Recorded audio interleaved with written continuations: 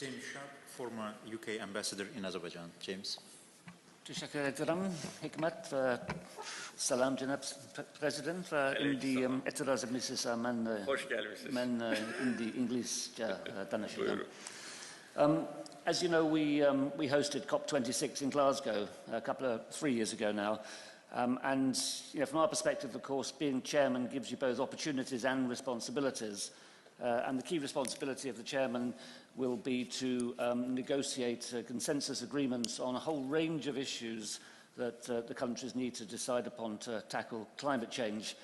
But also, there's a responsibility we felt anyway that we had to show leadership in taking measures to show the rest of the world that we were doing what we wanted everyone else to do. We were going beyond what we were asking everybody else to do.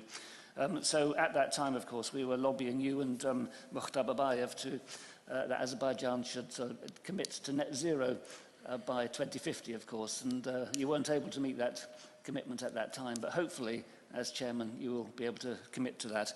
But in terms of opportunity, I mean, we've partially covered this already, but it's an opportunity to shine a spotlight on the region, on the Caucasus, the Caspian, the Central Asian region, and the problems, the environmental problems that these regions face as a result of climate change, such as the shrinkage of the Caspian Sea, which we see increasing desertification, and of course some of the transboundary river disputes that we see in Central Asia and in the Caucasus. So I was just I'd be more interested in some of if you have ideas about how you might specifically want to address those environmental issues, the regional environmental issues. Thank you.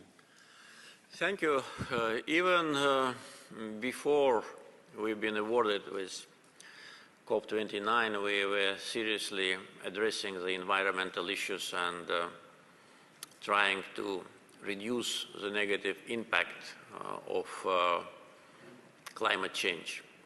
And as you correctly mentioned, everybody can see here, especially in summer when people go to the beaches, they see that the sea goes away year after year.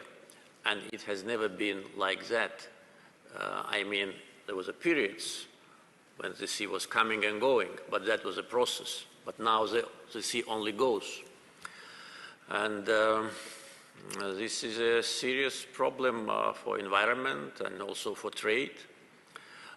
We have to dig more canals in order to accommodate the vessels.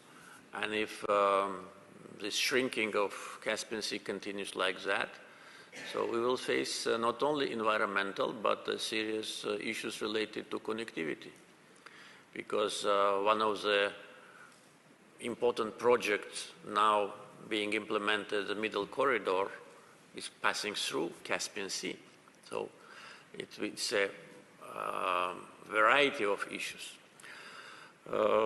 We do a lot on environmental protection. Here, you lived here several years, you know our agenda on that. We do a lot on cleaning the Absheron Peninsula, and one of the prominent examples is the White City project, which was called Black City.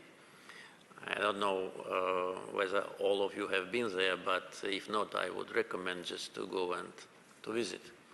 We built city inside the city on the territory which was completely polluted for decades, and the part of Baku, which when we passed it by car, we always closed the windows because of the smell, and now is a demonstration of green city planning and delivery. And another example is BBA Bad Bay, which was part of the James Bond movie. And if you look if you watch that movie, you will see how it looked. But now it's one of the greenest part of Baku. So many examples like that. But now we are also working actively on the water resources in Karabakh and Eastern Zangezur. We've been deprived from them during the times of occupation. Main rivers which have a source in Azerbaijan are situated exactly there. And during the times of occupation, Armenians were just closing the dams and depriving us from water in the season when we need it and opening in winter. So hundreds, thousands of hectares of Azerbaijan, which was supposed to be irrigated by water from Eastern Zangezur and Karabakh, were not irrigated. So now we are back. We are now controlling our water resources. And we're planning to build several big water storages and water canals, and not only in that part, but also in the central part of Azerbaijan. And our plans have been already announced, and really it will allow us to save every drop of water which now is just lost. We have in our old canals, we have a loss about 30%. So after modernization and new technologies, the loss of water will be not more than 5%. With respect to the transboundary rivers, this is the biggest concern because we cannot control that situation. And there are objective and subjective reasons. Objective, of course, is climate change. Objectively, there are less water in the rivers, but at the same time, we know that there are hydrotechnical infrastructure projects on those rivers which lead to shallowing them.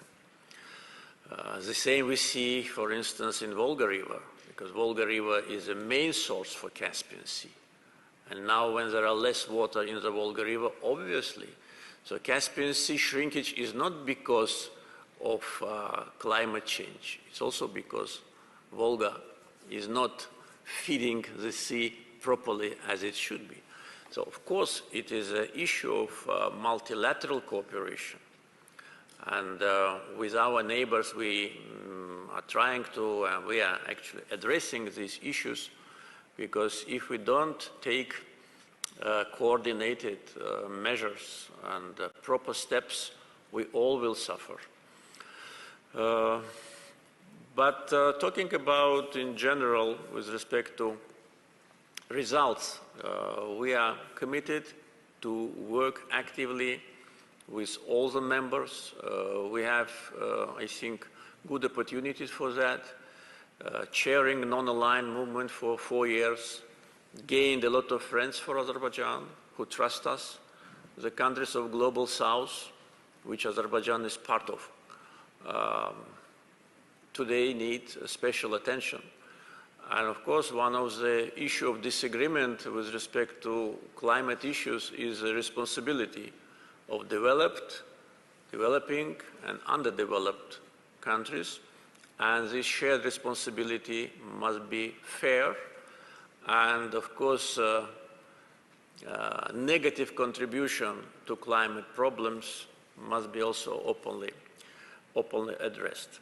So we think that having these connections, also having good connections with many European countries, we can play a role of a coordinator, of a bridge. At the same time, being a country rich with oil and gas allows us to have more interaction with oil and gas producing countries, and also to create a kind of a platform of responsibility for countries rich with oil and gas, because these countries, including Azerbaijan, must make serious steps. We already demonstrated that in the platform which is called OPEC+, when coordinated reduction of production led to stabilization of oil prices. We need to make coordinated efforts on financial contribution of those countries which produce oil and gas. And this will be absolutely objective. And we also are ready to do it. And another issue which was a kind of innovation for COP29 is that we initiated and already established the Troika mechanism. It was Azerbaijan's initiative to have this format with UAE, COP28, and Brazil, COP30. So we already had meetings of ministers.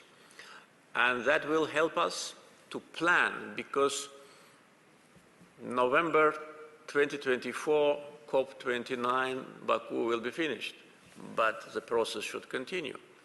We are now using the great experience of UAE in preparation and in delivery. So being together in this troika really creates a synergy, coordination, and predictability. We have other plans with respect to ideas, but probably it's a little bit premature to disclose them. But we treat our chairmanship not only as an opportunity to demonstrate us, the country presentation, so forth, though it's important, but as an opportunity to contribute really to practical resolution of the most urgent issue on global arena. I'm very glad to see you, Mr. Ambassador. Hoş geldiniz. Welcome back.